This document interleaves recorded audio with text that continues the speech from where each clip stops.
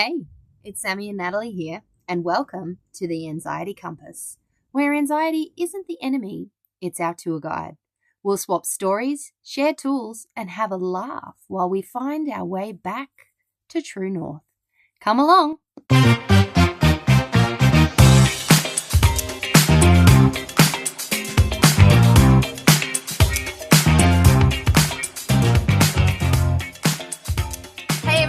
And welcome back. We're going to be talking about the nutritional roots, which is the east part of our compass. If you haven't learned or read about the compass, I suggest you go back and listen to the earlier episodes so you kind of know where we're going and you don't get lost.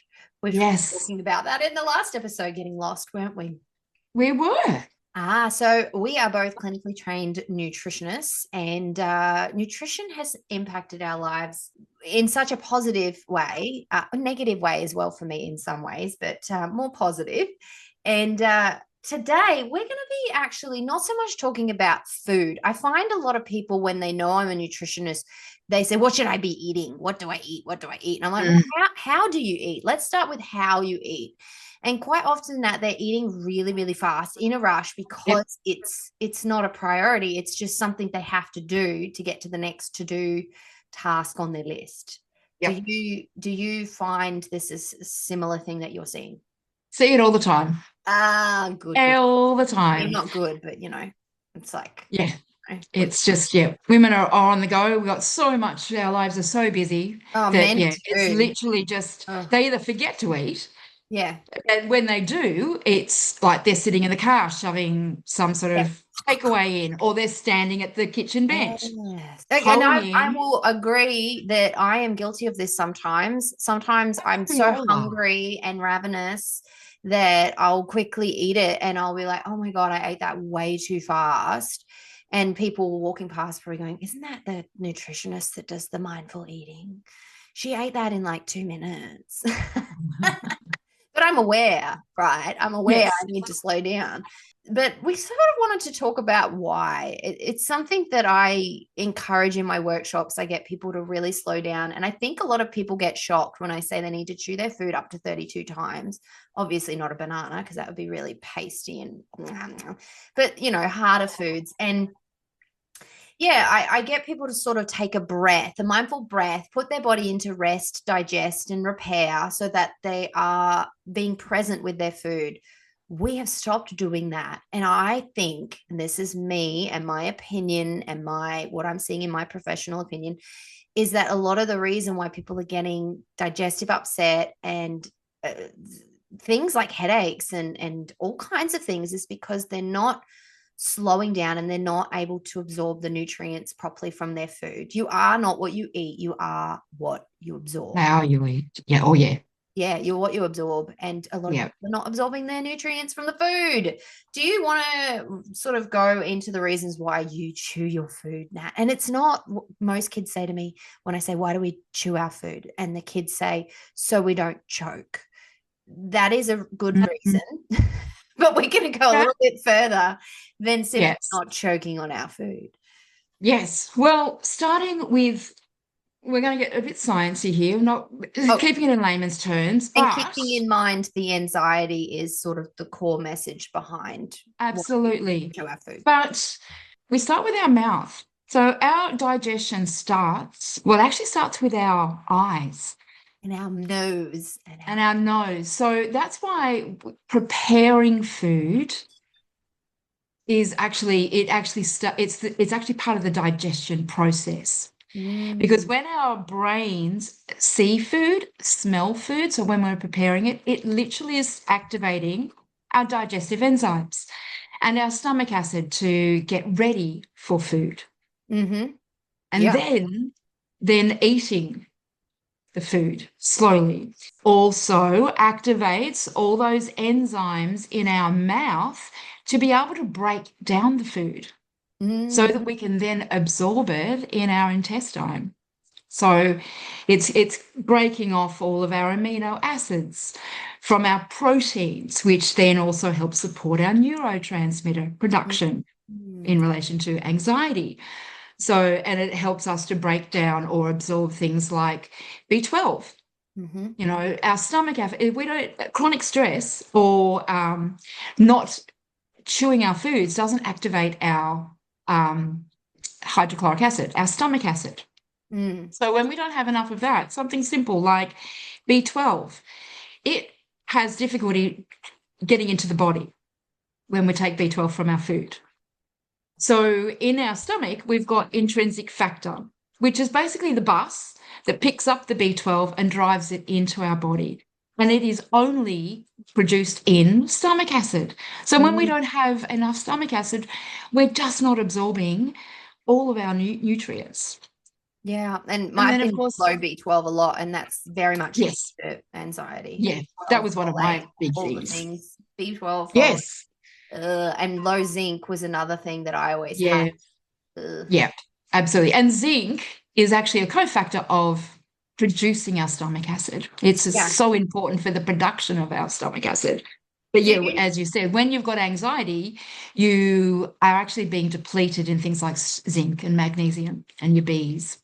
Yeah, So because you're running you away then from a start to get into tiger. this cycle. Yeah, You're too busy running away from a tiger that everything that you need in your digestive tract is flooded out into your arms and your legs and your muscles to run absolutely. I mean, that's why away. we literally call it rest and digest. Yeah. You know, it's a common thing that we say in the natural medicine world is rest and digest because it's literally, yeah, when you're, you know, gulping down your food, doing it on the run or while you're driving or standing at your kitchen bench, you're giving your body you're still running on that fight or flight sort of Yeah. scenario. Eating You the can't physiology. digest your food.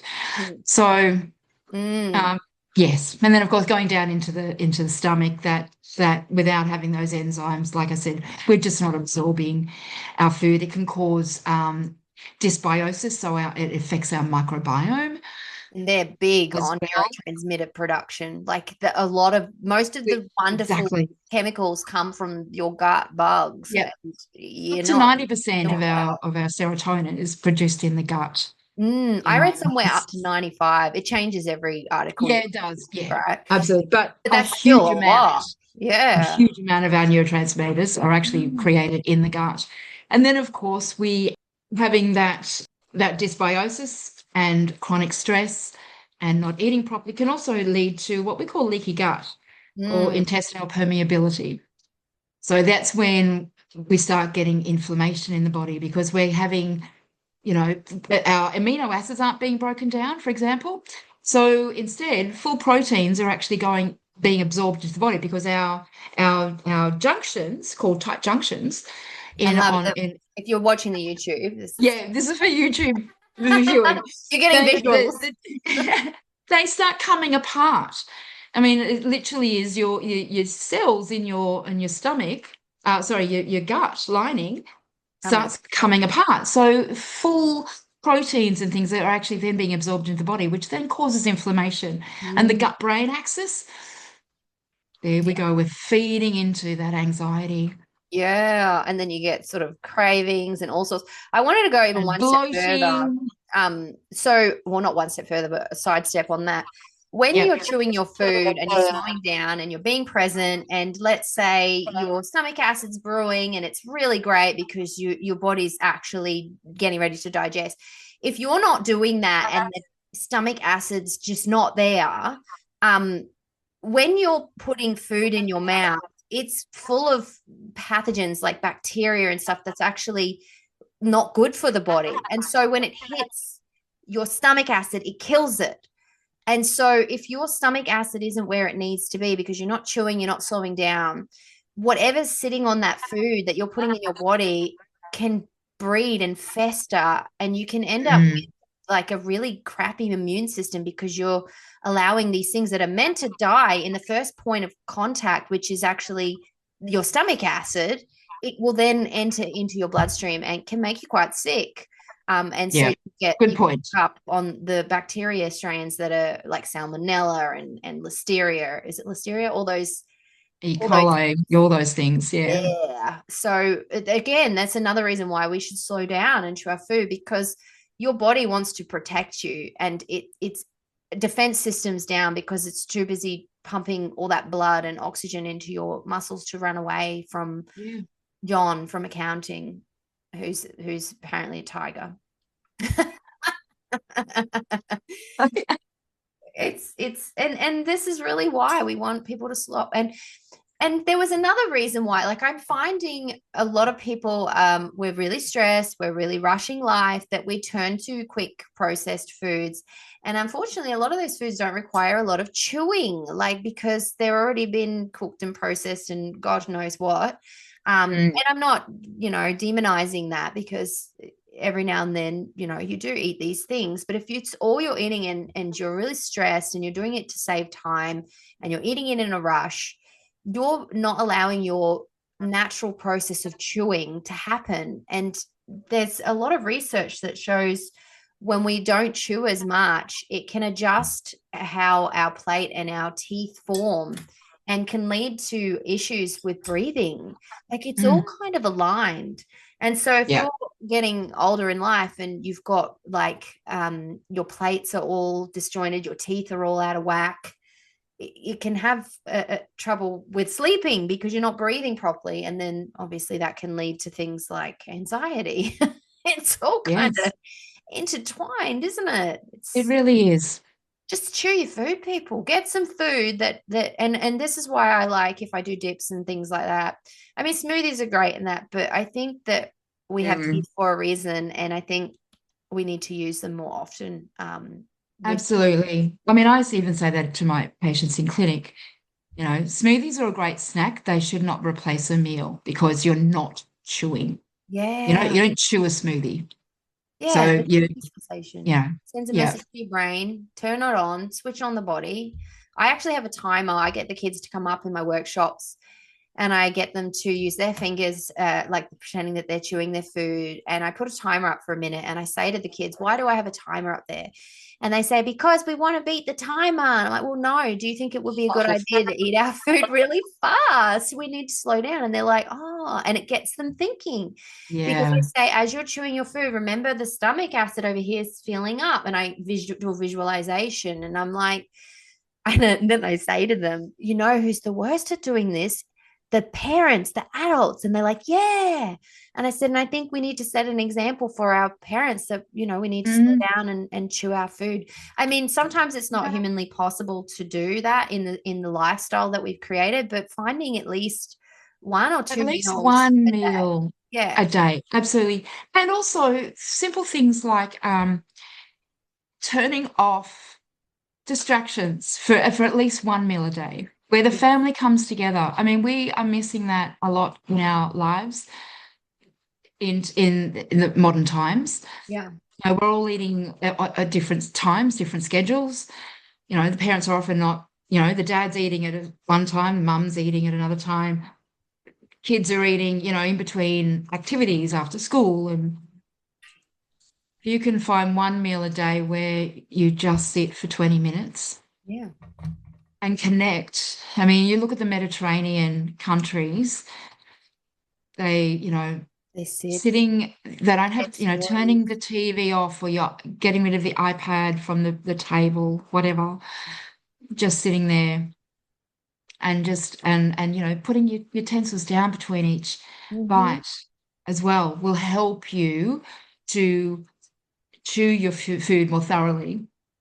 If you're eating a meal, that action. Sorry? I was just going to say, if you're eating a meal in under 2 minutes and it's like a proper meal, even under 5 minutes. Like I say, even under 5 minutes. There's something that's not, like, my husband eats really fast, but he said it's because he grew up with two brothers. And if you didn't eat fast, you didn't eat, because they would eat them. Yeah. So he's sort of trained himself to eat. And because he's a concreter on site, he only gets a small window to put some food in to keep him going. And I'm like, that's all well and good, but at breakfast time or dinner time, you need to train yourself to slow down, because this could be the reason why you're getting like an upset tummy, or you're feeling sick, or you're overeating. Like, people are overeating. And it in itself, I mean, that's why they recommend 20 minutes, because it takes 20 minutes for our stomach to connect with our brain to say, oh, that's enough food now. Yeah, exactly. And they actually say, I think I can't remember whether it's the Chinese, Japanese, I think it's the Japanese, I mean, they say only eat to 80% full. Yeah, Like, exactly. And just don't eat until you are full. or Stop before then. I grew up with you need to eat everything on your plate because the children in Mm. Africa are starving. So you need to eat Oh, everything. yeah, yeah, And I'm like, how am I going to save the children in Africa by eating all of the yes, chips on my plate? But you've conditioned yourself to do that. We've lost that intuition. And when it comes yes, to anxiety, I found a lot of people in my clinic, because with an anxious person, quite often you're like a Ferrari with bicycle brakes, and you just go, go, go, mm, go, go, go, go, go, go, go with faulty brakes. How you do one thing is how you do everything. And so you yes. end up doing that fast because you've got too many things to do. And Mm. that could be the thing that saves you. Simply slowing down, using your senses, taking a breath, mindfully chewing your food, actually tasting the flavors in your Yes, food, because you're allowing yourself to really be present and create those wonderful digestive juices and stomach acid, and then break down that protein. People sit there eating their salad and their protein shakes, and they do all the thing.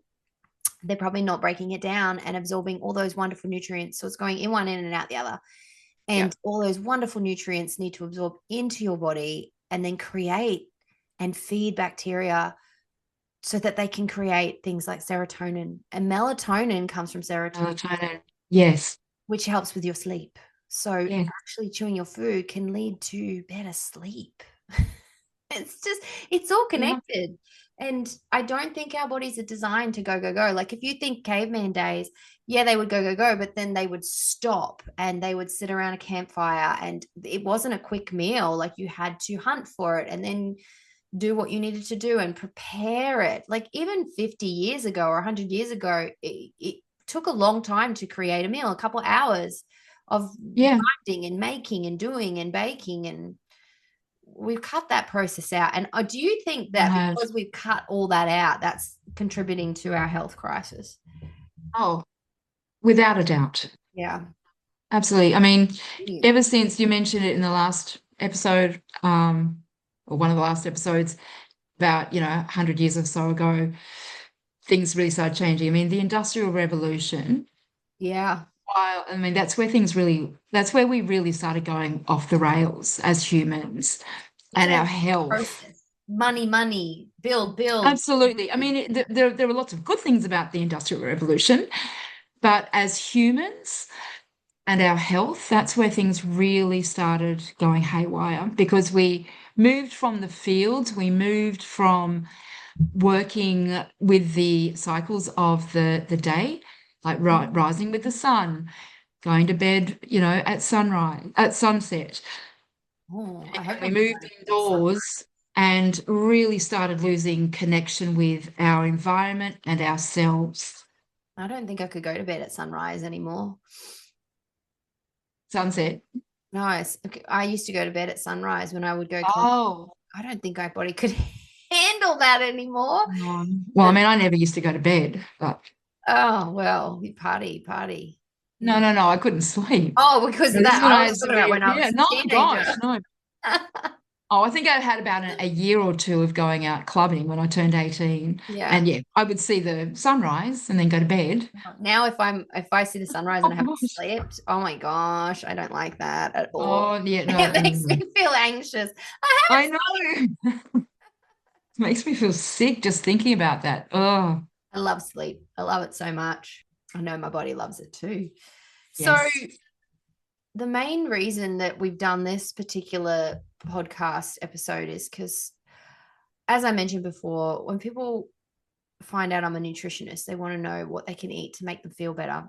I think the real benefit is how you're eating it, because I find a lot of people who came into my clinic and they would eat as well as they thought, your salads, your meat through veg and all that, and they'd still have tummy upsets and that. And then when they'd go on holidays to Bali or whatever it was, and they would drink cocktails, they'd have a great time, they would be fine. It's like the digestive system was working.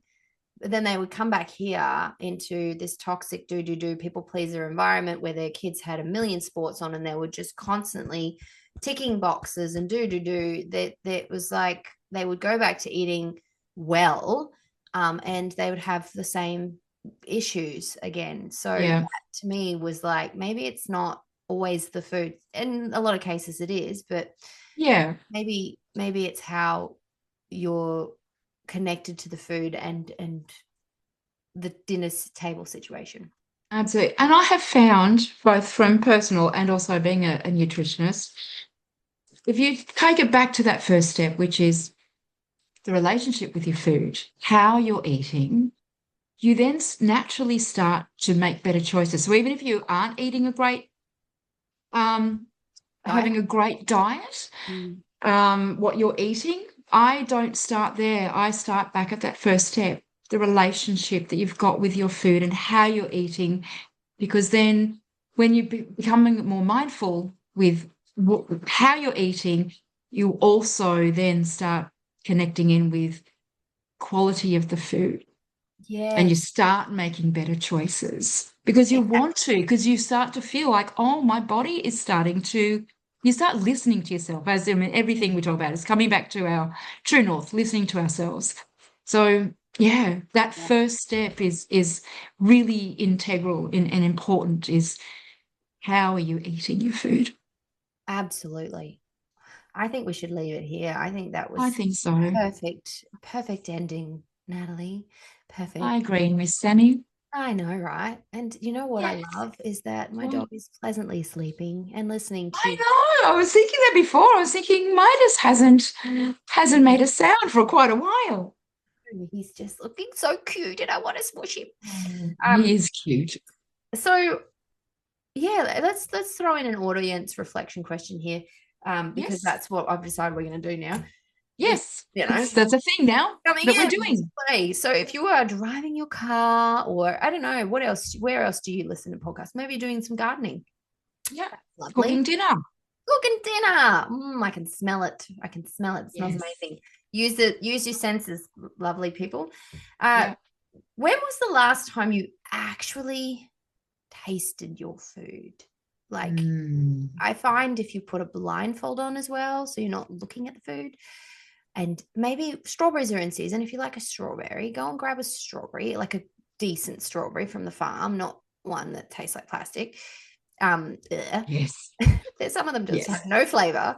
No, no flavor. Oh, I know, right? Cut it up, smell it, take a mindful breath, feel it, pop it in your mouth, and really actually grind it along your taste buds on your tongue. This sounds really like a sensual podcast. And then Well, it is. swirl it It's a around with the pleasurable. saliva. And it is a pleasurable thing. Yes. Because and this is another thing I learned with dessert, for example. You only need one or two bites to get the satisfaction that you need, and then you really don't need any more. And that's often why sometimes I order a dessert to share. I mean, mind you, sometimes I like to be a bit of a piggy, but if you really slow down, smell it, take a, particularly with like rich chocolate, you only Mm. need one or two spoonfuls to get the satisfaction that you Yes. want out of that. And you may only need one or two strawberries, because you would be like, your brain will be like, yeah, that was pretty good. I'm enjoying Mm. this. Yeah. And you can move on. So maybe schedule in a time, get yourself a little blindfold, get a little platter of some various yummy, delicious things. You can do it with your partner, you can do it with your kids.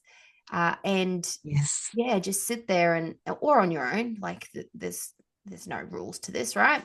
Whatever resonates, and taste the flavors in the food.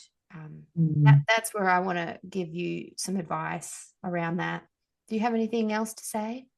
No, I think that's perfect. I think that's a really great activity to do. I feel like a strawberry now. I know, I think I do too. I need to go to the shops and buy some strawberries. Not the fake ones that taste No, great. no, no, no, no. No, I've got a beautiful fruit and veg shop close by. Go and buy it off them. And definitely, even if you want to, buy the crappy ones and then buy the good ones and taste the difference, because Yes. oh my And gosh. if you can't afford, if you have to buy the crappy ones, also, Make sure you cleanse them with a good fruit and veg wash Oh to yeah, remove like as much of the the pesticides and chemicals off it as yeah. possible. But Yeah. yes, even better, grow your own strawberries. They're so I've easy got to grow. mine are out there at the moment, and that for some reason I can't grow them any bigger than like mini size. Little, I don't know yeah. what I'm doing, but I'm getting when I'm out hanging my washing, I get like a tiny little bite. I did put one in my mouth the other day, and it had an ant in it, which was an extra Oh, flavor. So yeah, protein? I know, right? Get my protein in, but I did chew it mindfully. So Yes. all right, well let's leave it there. Yes. And I think we'll give you guys a surprise as what we're going to do next week, because I haven't actually thought about what we're going to do next week. No. Wonderful. We'll chat to you soon. Thanks for joining us on the Anxiety Compass. If you loved this episode, share it with a friend who needs a little laugh and a lot of calm. We'll see you in the next one. Keep following your true north.